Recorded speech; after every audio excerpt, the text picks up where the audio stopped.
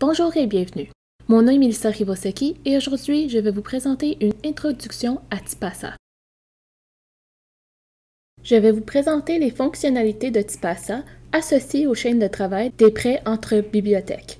Certains d'entre vous sont en transition de PEB WorldShare et je vais donc essayer de vous montrer certaines des caractéristiques et fonctionnalités que vous trouverez dans Tipasa et qui ne se trouvent pas dans PEB WorldShare. On va regarder des exemples de cycle de vie des demandes en utilisant les fonctionnalités de Tipasa. Pour ceux d'entre vous qui passent du PEB WorldShare, ce cycle sera assez familier, mais nous y ajouterons les fonctionnalités de Tipasa qui le rendent un peu plus facile. Nous verrons également où trouver des formations et des documents supplémentaires sur Tipasa. On ne regarde pas les détails précis sur la configuration et de l'utilisation de chaque fonctionnalité dans cette présentation. D'autres sessions de formation fournira des informations plus détaillées. On va commencer avec les fonctionnalités de Tipasa associées aux chaînes de travail des prêts entre bibliothèques. Ces chaînes de travail comprennent demande de prêt, demande de copie et livraison de documents, seulement dans Tipasa et non PEB WorldShare pour livraison de documents. Les fonctionnalités de Tipasa qui ne sont disponibles que dans Tipasa et non dans PEB WorldShare sont en rouge Bourgogne. Bleu représente les actions de l'emprunteur, jaune pour les actions du prêteur, vert pour l'usager, et les actions du système qui sont effectuées automatiquement sont en gris. Tous les diagrammes des chaînes de travail que vous voyez dans cette première partie de la présentation aujourd'hui se trouvent également dans le document « Document de formation, Introduction à Tipasa ». Si vous voyez des termes soulignés dans ce document, ça veut dire qu'il y a un hyperlien dans le document qui vous amènera vers un autre endroit dans le document qui donne plus de détails sur le sujet. La chaîne de travail de demande de prêt a un peu plus d'étapes que la chaîne de travail de la demande de copie, car cette chaîne de travail n'a rien à retourner à la bibliothèque prêteuse. Pour commencer, normalement, l'usager doit faire une nouvelle demande de prêt. Cela peut se produire de plusieurs façons. Les usagers commencent généralement dans Mon dossier, mais ils peuvent commencer un peu plus tôt en effectuant une recherche dans une base de données comme WorldCat Discovery ou toute autre base de données que vous avez configurée pour envoyer des liens OpenURL à Tipasa. Lorsque l'usager effectue une recherche dans la base de données, il clique sur le bouton PEB qui envoie le lien OpenURL à Tipasa et remplit un formulaire de demande d'usager dans Mon dossier et ajoute les données bibliographiques. L'usager ajoute des informations supplémentaires telles qu'une date requise ou un endroit de collecte. Si vous avez une automatisation configurée pour effectuer certaines actions sur les nouvelles demandes de prêt, alors l'automatisation produira et cela peut inclure la création d'une chaîne de prêteurs basée sur vos groupes personnalisés. Cela peut également inclure l'envoi de certaines demandes répondant aux critères que vous avez spécifiés directement aux bibliothèques prêteuses, ou il peut simplement appliquer des données fixes. S'il correspond à une automatisation que vous avez précédemment configurée, cela se produira. Si elle ne correspond pas à une automatisation, elle ira dans votre fil « Nouvelle demande à réviser ». Et selon l'automatisation, il se peut qu'il soit envoyé dans votre fil des nouveaux documents à réviser. C'est donc la façon qu'une nouvelle demande apparaît généralement dans Tipasa. Cependant, en tant que personnel de bibliothèque, vous pouvez également créer des demandes pour le compte d'usager. Ainsi, si un usager appelle, envoie un courriel ou effectue une transaction au comptoir d'information, le personnel peut se rendre sur Tipasa.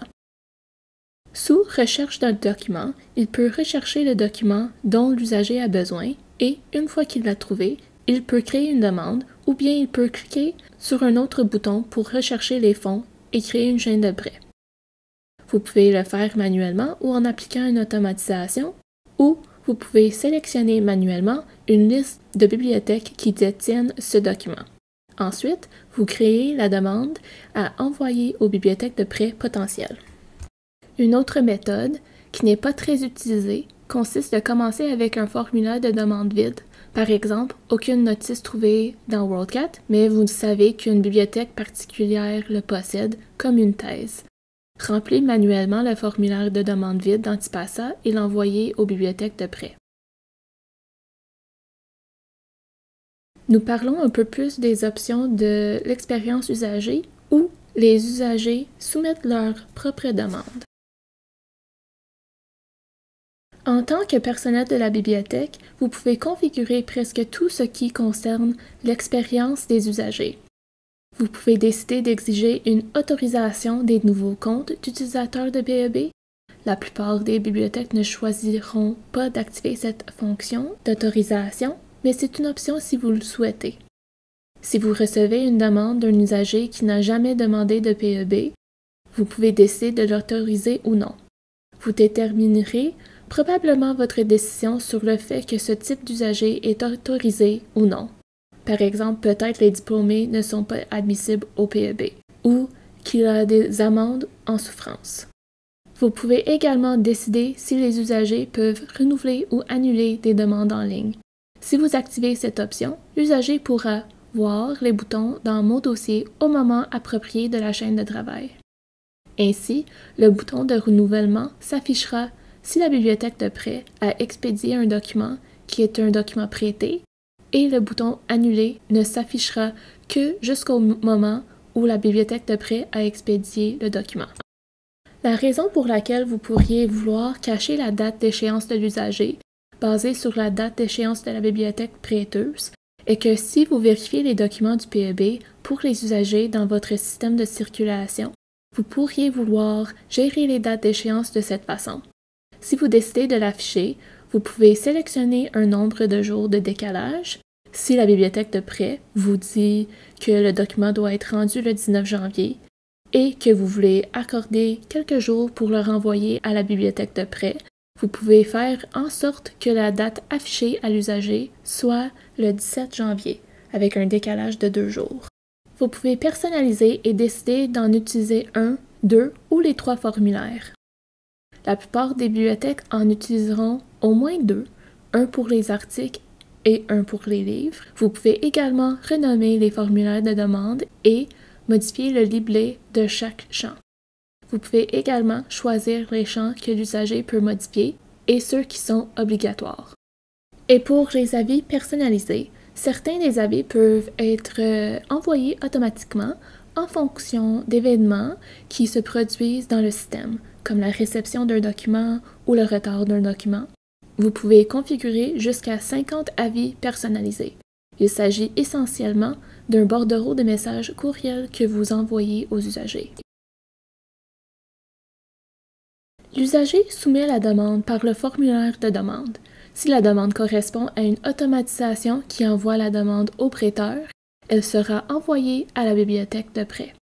Si elle ne correspond pas à une automatisation que vous avez précédemment configurée, elle sera envoyée à votre nouvelle file « Nouvelle demande à réviser ». Puis vous, en tant que personnel de la bibliothèque emprunteuse, modifierez la demande si nécessaire et l'enverrez.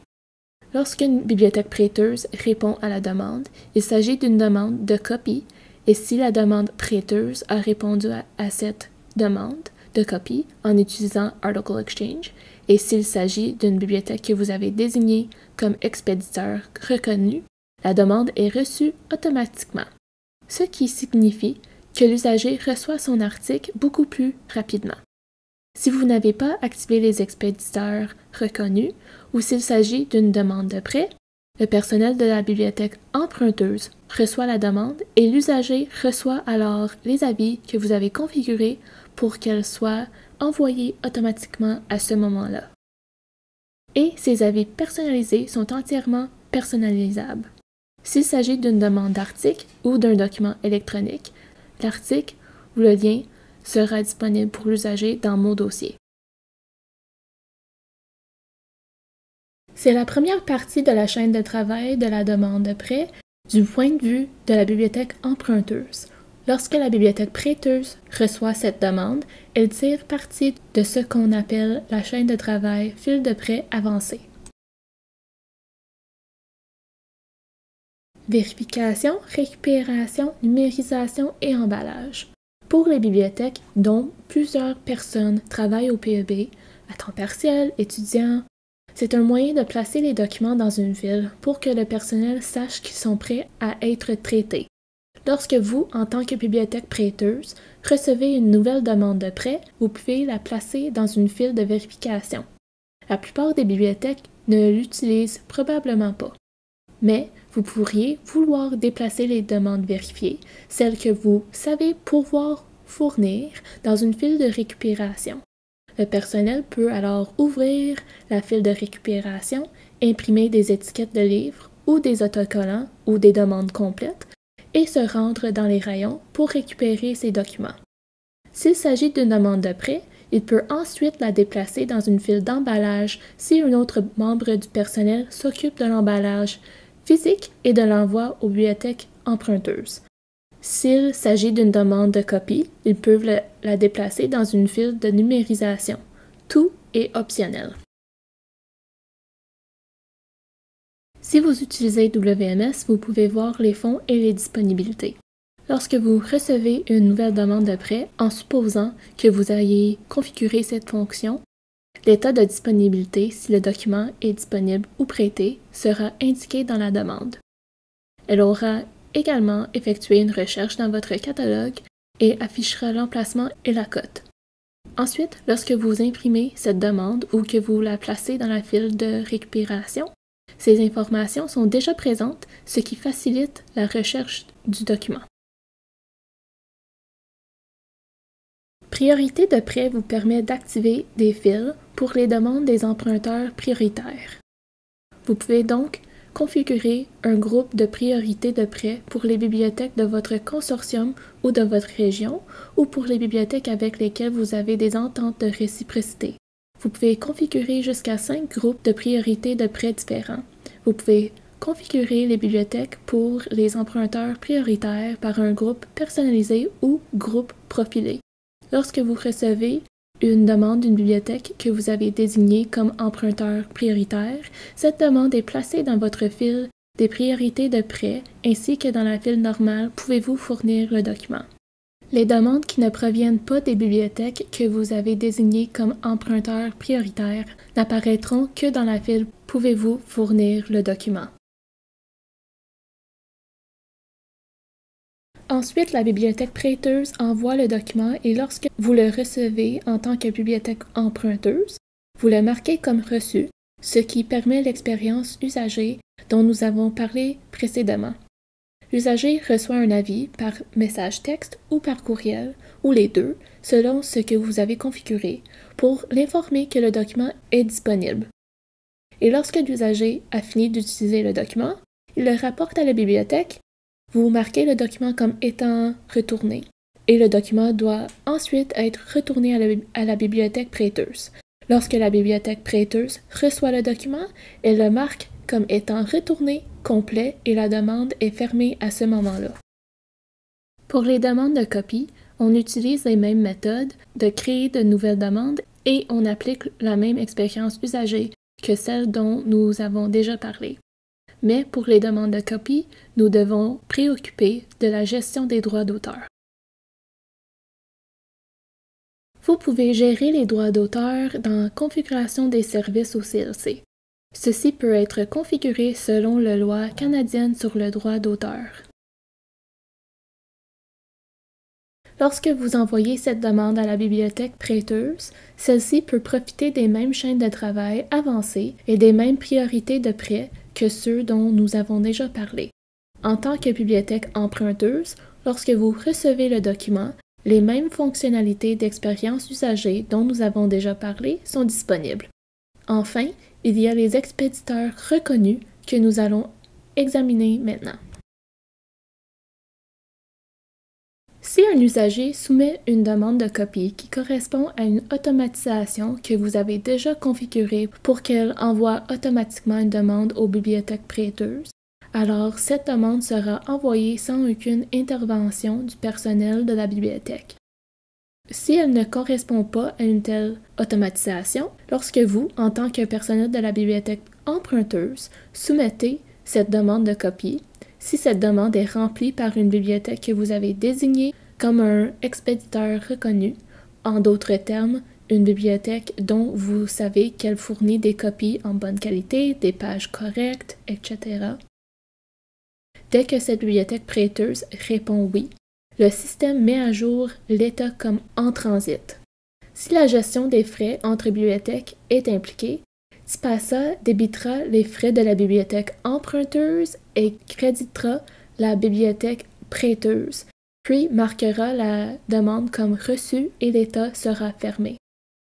Dès que la bibliothèque prêteuse fait cela, le lien d'Article Exchange est disponible à l'usager dans Mon dossier et l'usager reçoit un message automatique si vous l'avez configuré. Tout cela se passe sans l'intervention du personnel. Cela peut donc être très utile. Disons que vous êtes dans le fuseau horaire de l'Est et qu'un usager soumet une demande à 18h le vendredi soir, alors que votre personnel de PEB ne travaille pas avant le lundi. Si l'usager soumet cette demande, il est possible qu'elle soit remplie par une bibliothèque dans le fuseau d'horaire du Pacifique où elle n'est que 15 heures et que l'usager reçoive l'article en quelques heures plutôt que d'avoir à attendre le lundi suivant. Il s'agit donc d'une fonctionnalité très utile du point de vue de l'usager. TIPASA dispose également d'une fonction appelée livraison de documents. Certaines bibliothèques activent cette fonction même si elles n'ont pas de service qu'elles annoncent aux usagers, comme envoi d'articles aux étudiants de l'enseignement à distance ou livraison de documents au bureau des professeurs. Cette fonction est également très utile lorsque l'usager soumet une demande qui peut être satisfaite par une ressource électronique pour laquelle votre bibliothèque dispose d'une licence ou lien libre accès, car elle vous permet de fournir facilement ce lien à l'usager. Ainsi, l'usager continue de créer cette demande et les mêmes fonctions d'expérience de l'usager dont nous avons déjà parlé sont disponibles. Mais, dans le cas de livraison de documents, vous jouez le rôle de la bibliothèque emprunteuse et de la bibliothèque prêteuse, puisque vous répondez à cette demande à partir de vos propres ressources, qu'il s'agisse d'articles physiques ou de ressources électroniques, ou encore de services permettant de faire des copies d'articles de périodiques imprimés et les rendre disponibles aux usagers en utilisant la fonction livraison de documents. Il existe des fonctionnalités supplémentaires de TIPASA qui s'appliquent à la fois aux bibliothèques emprunteuses et prêteuses pour tous les types de demandes. Ainsi que dans PEB WorldShare, vous avez des notes personnelles. Dans TIPASA, vous avez également l'option d'étiquettes qui sont très similaires aux notes personnelles, en ce sens que vous pouvez faire une recherche pour l'étiquette et qu'elle reste liée avec la demande. Les étiquettes sont des étiquettes personnalisées, visibles uniquement par votre bibliothèque, pas par les autres bibliothèques ou les usagers. Vous pouvez rechercher les demandes actives et fermées à l'aide des étiquettes. Vous pouvez créer un maximum de 200 étiquettes uniques. Les notes personnelles sont similaires. Elles sont visibles et peuvent être recherchées uniquement par le personnel de votre bibliothèque. Elles peuvent être ajoutées aux demandes ouvertes et fermées. Il est également possible d'exporter les demandes à partir de la plupart des états dans TIPASA. Certaines bibliothèques l'utilisent pour imprimer les demandes. Ces demandes sont exportées sous forme de fichiers CSV que vous pouvez ensuite manipuler à l'aide d'un programme comme Microsoft Excel. Toutefois, nous vous encourageons à utiliser les fonctions d'impression disponibles dans TIPASA qui sont beaucoup plus simples que l'exportation.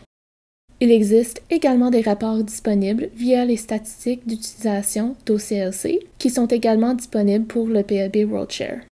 Toutes les bibliothèques TIPASA ont accès aux rapports WorldShare et aux conceptions de rapports WorldShare. Vous pouvez donc créer des rapports personnalisés pour vous aider à gérer et à surveiller votre utilisation de TIPASA.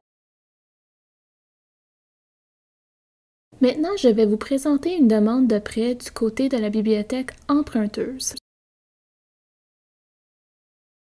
Nous examinerons les actions des usagers, du personnel de la bibliothèque emprunteuse et du personnel de la bibliothèque prêteuse. Les cases ont la même couleur que les diagrammes que nous avons examinés précédemment dans la première partie de cette présentation. Vert est utilisé pour les actions par usager. Bleu représente les actions du personnel de bibliothèque emprunteuse et jaune pour les actions du personnel de la bibliothèque prêteuse. L'usager recherche un document dans WorldCat Discovery ou dans une autre interface de recherche que votre bibliothèque a reliée à Mon Dossier via OpenURL. Dans Mon Dossier, l'usager remplit un formulaire de demande de livre. Vous pouvez personnaliser ce formulaire et choisir les champs obligatoires et modifiables dans Configuration des services au CLC. Faites attention aux champs que vous décidez de ne pas afficher. Même si certains champs ne sont pas obligatoires, vous voulez quand même pouvoir les voir dans la demande. Les champs ne s'afficheront pas s'ils ne sont pas visibles dans le formulaire de demande, comme le numéro au CLC, l'ISBN. Vous ne vous attendez pas à ce que l'usager ait rempli ces champs, mais vous voulez qu'ils s'affichent. Vous pouvez les rendre non modifiables. Par exemple, si un usager commence par une recherche, un numéro au CLC sera associé à la notice et vous voulez que cette information apparaisse dans la demande afin que vous puissiez le voir dans l'interface du personnel. Vous pouvez également décider comment nommer les champs. Les informations sur les usagers sont générées dans le formulaire en fonction de la connexion, le compte de l'usager. Les demandes effectuées par les usagers dans Mon Dossier apparaissent dans la file Nouvelles demandes à réviser, non révisées, sauf si vous avez configuré une automatisation pour envoyer certaines demandes directement au prêteur. Cliquez sur le lien dans la navigation de gauche ou dans les liens rapides pour voir les demandes dans cette file. La liste des demandes s'affiche. Cliquez sur l'idée de la demande ou le titre de la demande pour voir la demande complète. Même si vous n'utilisez pas Gestion automatisée des demandes, pour envoyer des demandes directement au prêteur, nous vous recommandons d'utiliser cette fonctionnalité pour construire des chaînes de prêteurs intelligentes et appliquer des données fixes. L'automatisation élimine les prêteurs potentiels qui détourneraient la demande. Lorsqu'il y a lieu, elle ne sélectionne que les prêteurs qui peuvent remplir la demande sur la base de licences pour les ressources électroniques ou, pour les publications en série, les prêteurs qui possèdent des fonds pour le volume ou l'année requis. Il peut également utiliser des groupes profilés dans les fils de groupe. Il sélectionne l'ordre des prêteurs potentiels en tenant compte du délai de traitement de PEB par le prêteur. Beaucoup de ces facteurs seraient difficiles ou impossibles à rendre en compte lors de la création manuelle de chaînes de prêteurs. Elle est beaucoup plus efficace que la création manuelle de chaînes de prêteurs. Le personnel peut toujours réviser la demande avant de l'envoyer.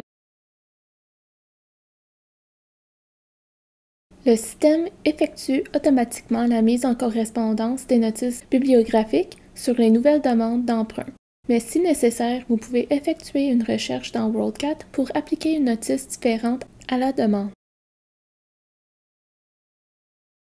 Si la demande ne comporte pas d'ISBN, d'ISSN ou de numéro au CLC, vous devrez trouver une notice bibliographique correspondante dans WorldCat.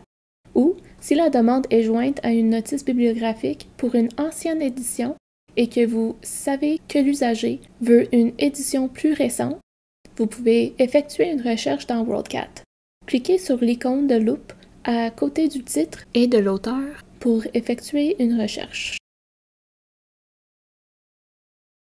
Avec les résultats de la recherche WorldCat, cliquez sur le titre pour plus d'informations ou sélectionnez les fonds manuellement ou appliquer des groupes personnalisés. Ensuite, créez la chaîne de prêteurs en utilisant des groupes personnalisés si vous le désirez. Mettre à jour la demande pour appliquer la chaîne de prêteurs. Appliquer des données fixes si nécessaire. Une fois que vous avez appliqué les données bibliographiques, la chaîne de prêteurs et les données fixes, et que vous avez effectué toutes les modifications nécessaires, envoyez la demande. Un prêteur a fourni le document. Le livre arrive par la poste. Le personnel peut ensuite balayer le code-barre de la demande sur la banderole du livre et le marquer comme reçu. Vous pouvez également recevoir des documents avec un traitement en lot. Marquer comme reçu, mettre à jour l'état de la demande dans Mon dossier, date d'échéance et endroit de collecte. Votre bibliothèque peut choisir de cacher la date d'échéance dans Mon dossier pour éviter les conflits avec la date d'échéance de votre système de circulation, ou choisir le nombre de jours pour décaler la date d'échéance, si la bibliothèque a activé et configuré les avis pour les usagers et que l'usager a choisi de les recevoir, l'usager reçoit un avis par courriel ou message texte. Pour les demandes de copie, l'usager peut commencer dans l'interface Discovery ou interface similaire de découverte ou directement dans Mon dossier. L'usager remplit le formulaire de demande d'un article de périodique. Vous pouvez configurer ce formulaire champ obligatoire et modifiable dans Configuration des services. Les demandes de copie peuvent être automatiques si la demande correspond à une automatisation applicable et un expéditeur reconnu remplit la demande en utilisant Article Exchange.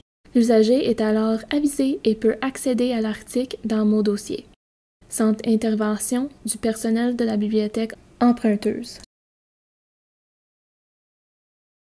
Dans cet exemple, toutes ces conditions ont été remplies et la demande est donc envoyée directement au prêteur. Une fois que la bibliothèque prêteuse dépose le fichier dans Article Exchange, l'article est disponible pour l'usager dans Mon dossier et l'usager est informé par courriel et ou message texte. Vous pouvez maintenant configurer le nombre de consultations ou la date d'expiration en fonction de l'interprétation que fait votre bibliothèque des directives des droits d'auteur. Dans le contexte de Tipasa, la livraison des documents consiste à répondre aux demandes de vos usagers avec des documents de votre collection. Le même formulaire de demande est utilisé pour le PEB et la livraison de documents. Votre collection comprend des documents physiques détenus par votre bibliothèque que vous livrerez à l'usager, des copies de périodiques imprimées détenues par votre bibliothèque que vous livrerez probablement via Article Exchange, des liens vers des ressources que votre bibliothèque a enregistrées dans la base de connaissances WorldCat et des liens libre accès. Considérez la livraison de documents si vous permettez aux usagers de demander des copies de périodiques détenues dans votre collection imprimée. Vous remplissez des demandes de livres de documents à retourner pour les étudiants de l'enseignement à distance. Ces options s'agit que de suggestions pour vous permettre de commencer à réfléchir à la façon dont vous pourriez profiter de la livraison de documents. Activer l'option livraison de documents en tant que chaîne de travail dans Tipasa ne signifie pas que vous devez offrir publiquement un service où votre bibliothèque livre des documents physiques ou électroniques à vos usagers. Elle vous permet de placer automatiquement les demandes de documents que vous possédez dans une file distincte afin que vous puissiez utiliser des chaînes de travail séparées pour traiter ces demandes de la manière la plus appropriée pour votre bibliothèque. Il n'y a pas de formulaire de demande séparé dans Mon dossier pour la livraison de documents. Les demandes seront acheminées vers livraison de documents en fonction des automatisations que vous modifiez ou créez. Vous pouvez également changer le type d'exécution de PEB à livraison de documents ou de livraison de documents à PEB lorsqu'il y a lieu. L'usager remplit le formulaire de demande. Si la demande correspond au profil d'automatisation approprié, elle est envoyée dans votre fil de livraison de documents. Si vous le souhaitez, vous pouvez utiliser des fils de prêt avancés. Dans cet exemple, un étudiant en enseignement à distance demande qu'un livre de votre collection lui soit envoyé par la poste. Vous pouvez donc utiliser les options récupération et emballage. Cette option est facultative. Sous la section historique de la demande, historique de l'automatisation, on peut voir des notes, demandes correspondant au profil emprunt et détenues par ma bibliothèque, donc produites en tant que livraison de documents. Une fois que vous avez récupéré le document, il se peut que vous deviez afficher l'usager pour trouver son adresse. Si la demande concerne autre chose qu'un article physique, vous pouvez joindre un article numérisé via Article Exchange ou saisir un lien d'une collection de bases de connaissances ou un lien en libre accès. Lorsque vous êtes prêt à expédier le document, cliquez sur « Marquer comme complété ». L'état est mis à jour dans mon dossier et l'usager reçoit un avis. Si l'usager devait aller le chercher, au lieu de le recevoir par la poste, l'état indiquerait la date d'échéance et l'endroit de collecte. S'il s'agissait d'un article, d'un lien aux bases de connaissances ou d'un lien libre accès, l'usager n'aurait qu'à cliquer sur le lien pour consulter la ressource.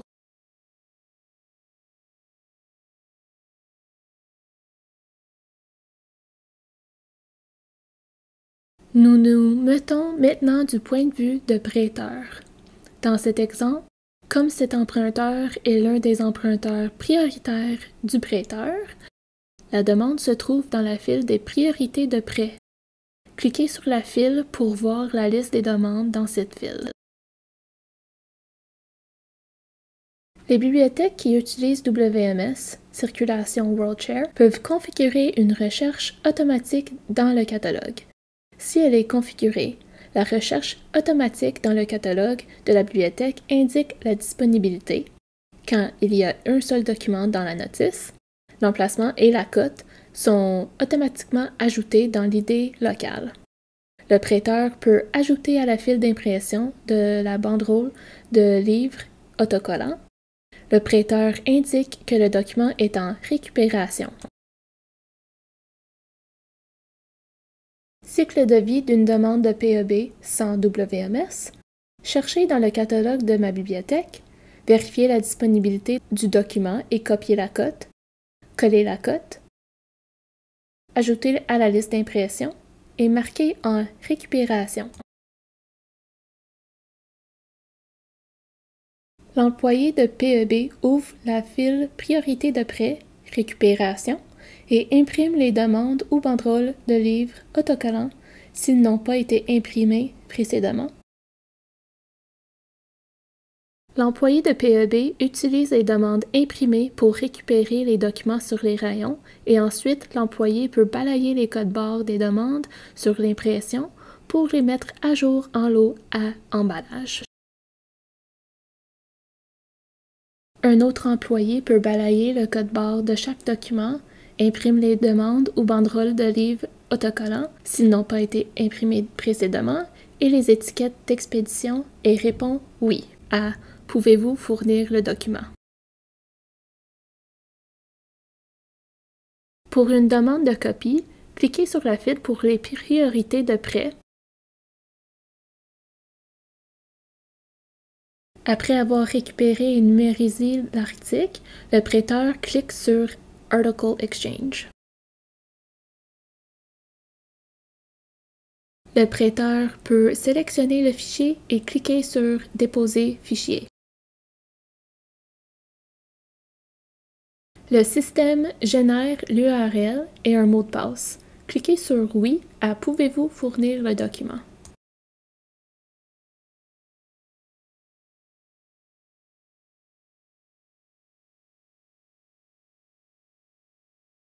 Pour plus de documentation et formation, vous pouvez l'accéder soit sous la section Besoin d'aide dans WMS ou directement avec le lien affiché à l'écran. Accédez le Community Center, disponible en anglais seulement, pour discuter avec d'autres utilisateurs de Tipasa, trouver des actualités et événements, et rechercher des demandes d'amélioration qui sont faites par d'autres usagers ou soumettre vos propres demandes d'amélioration. Envoyez vos questions vers l'adresse électronique de l'équipe d'implantation. L'un des responsables de l'implantation de Tipasa répondra à votre message. Ceci complète notre session aujourd'hui, donc si vous avez des questions, des commentaires ou des suggestions au sujet de cette formation, veuillez nous écrire à canada@oclc.org en précisant les informations suivantes afin que nous puissions savoir de quelle formation vous parlez. Formateur, Melissa Rivosaki. Titre de la formation, Introduction à Tipasa. Alors, ceci termine notre session. Merci.